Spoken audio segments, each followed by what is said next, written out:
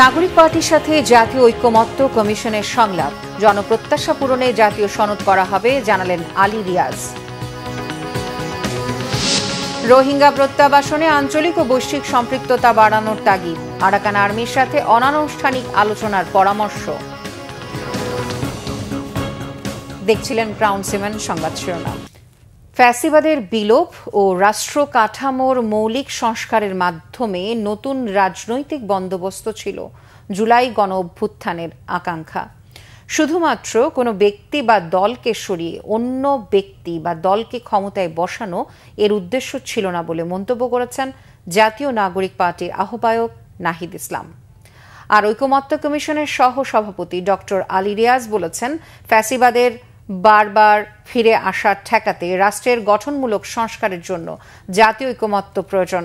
রাজনৈতিক দলগুলোর ঐকমত্যের ভিত্তিতে জুলাই সনদ তৈরি করা হবে। শনিবার জাতীয় নাগরিক পার্টির সাথে ঐকমত্য কমিশনের বৈঠকের সূচনা বক্তব্যে এসব কথা বলেন তারা।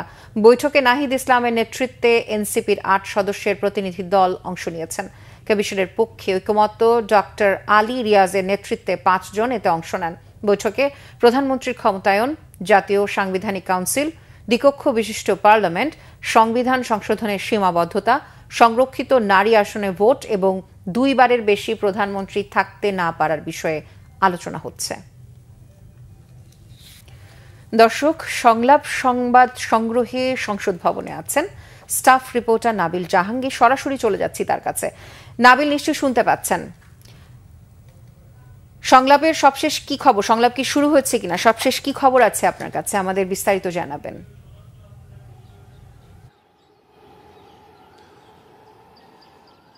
ত্রিনা, নির্ধারিত সময় সকাল 10:30টায় কিন্তু ঐকমত্য কমিশনের সাথে এনসিপির প্রতিনিধি দলের যে বৈঠক সেটি তার শুরু হয়েছে এবং এই মুহূর্তে কিন্তু আসলে বৈঠকটি চলছে। বৈঠকে আপনি জানেন যে এর আগে কিন্তু ঐকমত্য কমিশন থেকে 166টি সংস্কারের প্রস্তাব দেওয়া হয়েছিল, যার মধ্যে কিন্তু এনসিপি 113টিতে একমত হয়েছে এবং 22টিতে কিন্তু তারা দ্বিমত পোষণ করেছেন এবং বাকিগুলোতে তারা কিছুটা ভিন্নমত দিয়েছেন।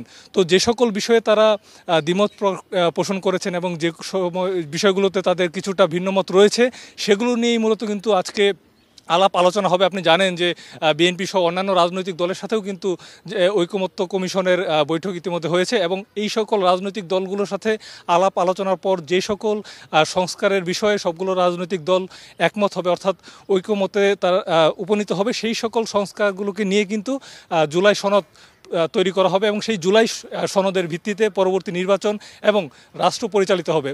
নাহিদ ইসলাম কিন্তু সূচনা বক্তব্যে তিনি যেটি বলেছেন যে তারা চান, তাদের দলের পক্ষ থেকে তারা চান রাষ্ট্রের একটি মৌলিক সংস্কার, কাঠামোগত সংস্কার, শুধুমাত্র সাধারণ কিছু সংস্কার দিয়েই নির্বাচন নয়, বরং কাঠামোগত গুণগত তারা একটি সংস্কার চান, যার ফলে ফ্যাসিবাদ বারবার ফিরে আসতে পারবে না এবং গণতন্ত্র একটি স্থায়ীভাবে প্রতিষ্ঠিত হবে। ত্রিনা, আপনাকে ধন্যবাদ। চলে যাচ্ছি পরবর্তী সংবাদে। প্রায় 14 ঘন্টা পর উদ্ধার হয়েছে চট্টগ্রামে নালায় পড়ে যাওয়া 6 মাস বয়সী নিখোঁজ শিশুর মরদেহ।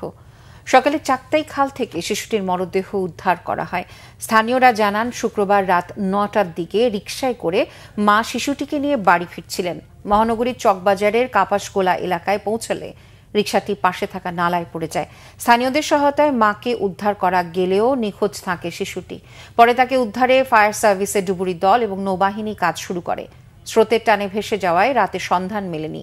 অবশেষে প্রায় 14 ঘন্টা পর কয়েক কিলোমিটার দূরে শিশুটির লাশ খুঁজে পায় স্থানীয়রা।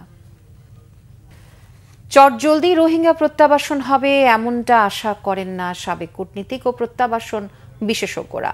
তবে এই কাজ ত্বরান্বিত করতে আঞ্চলিক ও বৈশ্বিক সম্পৃক্ততা বাড়ানোর তাগিদ তাদের। কূটনীতির পাশাপাশি আরাকান আর্মির মতো সংগঠনের সাথে অনানুষ্ঠানিক কূটনীতি চালিয়ে যাওয়ার পরামর্শ তাদের। বিস্তারিত মামুন আবদুল্লাহর রিপোর্টে। সম্প্রতি জাতিসংঘ মহাসচিবের কক্সবাজারে রোহিঙ্গা এলাকা পরিদর্শন তাদের প্রত্যাবাসন ইস্যুটিকে নতুন করে সামনে আনে। একই সাথে আশার প্রদীপ জ্বলে ওঠে ব্যাংককে ৬ষ্ঠ বিমস্টেক সম্মেলনের ফাঁকে মিয়ানমারের উপপ্রধানমন্ত্রী ও পররাষ্ট্রমন্ত্রীর সাথে বাংলাদেশের প্রধান উপদেষ্টার হাই রিপ্রেজেন্টেটিভ ডক্টর খলিলুর রহমানের বিশেষ বৈঠকের ফলে। যেখানে বাংলাদেশে আশ্রয় নেয়া 1,80,000 রোহিঙ্গাকে প্রত্যাবাসনের যোগ্য হিসাবে চিহ্নিত করেছে মিয়ানমার। তবে বর্তমানে রাখাইন রাজ্যের 80% বেশি এলাকা সে দেশের বিদ্রোহী আরাকান আর্মির দখলে থাকায় প্রত্যাবাসন ইস্যুটি বড় ধরনের জটিলতার কবলে পড়েছে। বিশেষজ্ঞরা বলছেন, মিয়ানমারের জান্তা সরকার চাইলেও আরাকান আর্মির সম্মতি ছাড়া প্রত্যাবাসন প্রক্রিয়া বাস্তবায়ন মোটেই সম্ভব নয়। এই 1,80,000 যেমন এর আগে দুইবার যে প্রক্রিয়াটা হয়েছে সেভাবে যখন হয়নি, এখনও হওয়ার কোনো কারণ নেই। এবং এটা জাস্ট ওই বিমস্টেক সভাটাকে চালিয়ে যাওয়ার জন্য মনে হয় মিয়ানমার এক ধরনের একটা মৌখিক আশ্বাস দিয়েছে, যেটার আসলে কোনো ভিত্তি নাই। শুধু জান্তা সরকার না, সেই ক্ষেত্রে আরাকান আর্মির সাথেও কথা বলা হয়তো প্রয়োজন রয়েছে, এবং সেটা সরাসরি আমাদের পলিটিক্যাল গভর্নমেন্ট না হয়ে আমাদের সামরিক বাহিনী হতে পারে বা একটা জয়েন্ট ফোর্স হতে পারে। রোহিঙ্গা প্রত্যাবাসন প্রক্রিয়া এগিয়ে নিতে প্রয়োজনে আন্তর্জাতিক রোহিঙ্গা সম্মেলন আয়োজনের তাগিদ বিশেষজ্ঞদের। এজন্য অবশ্যই সৃজনশীল কূটনৈতিক পদক্ষেপের পরামর্শ সাবেক কূটনীতিকদের। জাতিসংঘকে নিয়ে অনেক চেষ্টা করলাম, অন্যদিনে চীনের সাথে মিলে আমরা ট্রাইলেটারাল আয়োজন করলাম। এখন একটু সৃজনশীল হওয়ার বোধহয় প্রয়োজন হয়ে পড়ছে মনে হয়। বলতে আমি যেটা বোঝাচ্ছি সেটা হলো, ধরেন এখন মিয়ানমারের বাস্তবতাটা কিন্তু পরিবর্তিত হয়েছে।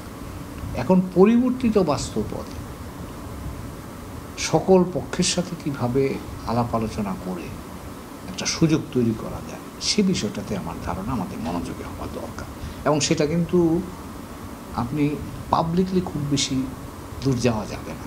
এই কাজগুলো কূটনীতিতে আমরা যেরকম কূটনৈতিকভাবে যেটা করি, পেশাগতভাবে সেই জিনিসগুলো দৃষ্টির বাইরে থেকে করতে হয়। যদি 8 থেকে 10 লাখের ব্যাপারে কয়েকটা দেশের সাথে আলাপ করা যায়, এটা কোনো আঞ্চলিক বৈঠকে হতে পারে, আন্তর্জাতিক সম্মেলনে হতে পারে, এবং এটা একটা টাইম ফ্রেম বেঁধে দেওয়া যে ঠিক আছে, আমরা সাময়িকভাবে 3 বছরের জন্য বা 5 বছরের জন্য এদেরকে সেখানে স্থানান্তর করছি।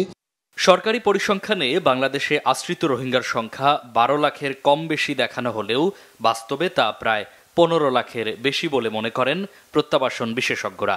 মিয়ানমার থেকে পালিয়ে আসা নতুন নতুন রোহিঙ্গা যোগ হচ্ছে এই তালিকায়। মামুন আব্দুল্লাহ, বাংলা ভিশন, ঢাকা। এই ছিল এখনকার মতো। পরের সংবাদ দুপুর 2টায়। এর আগে একটাই রয়েছে নিউজ টপ 10, দেখার আমন্ত্রণ রইল। এছাড়া বাংলা ভিশন সংবাদ ও সংবাদ সংশ্লিষ্ট অনুষ্ঠান দেখতে ভিজিট করুন www.bbnews24.com ও facebook.com/banglavisionnews এবং সাবস্ক্রাইব করুন youtube.com/banglavisionnews। এতক্ষণ সাথে থাকার জন্য ধন্যবাদ সবাই।